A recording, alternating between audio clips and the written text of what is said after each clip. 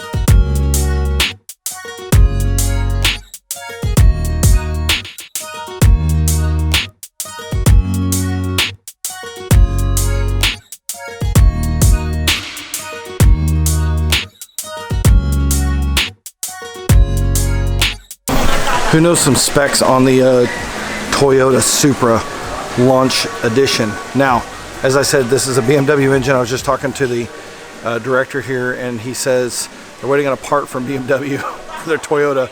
Now, the funny thing is BMW is directly across the street, so apparently the parts don't come from there, but that's the Toyota Supra. I'll come back in a couple weeks when this identical car gets here, and we'll hop behind the wheel of it and take it for a ride, see what all the fuss is about with the Toyota Supra. But tell me in the comments, everybody's buying a Supra. Why is everybody buying a Supra? And should we get a Supra? What do you think? I'll be back. Okay, boys and girls, we made it out of Toyota. What do you think of the Toyota Supra? I don't believe there's another one in town. If there is, I will find it before the next 2 weeks. But surely it's not a replacement for the Lambo. But definitely might be a fun project car to put together or tear apart or wide body or do something crazy, put a giant scoop on it. I don't know, put a giant wing on it, be part of the big Wang gang. I don't know. What do you guys think? Make a comment and let me know. Thanks for watching. Make sure you like, subscribe, turn on notifications. We'll see you in the next video. Later. Okay.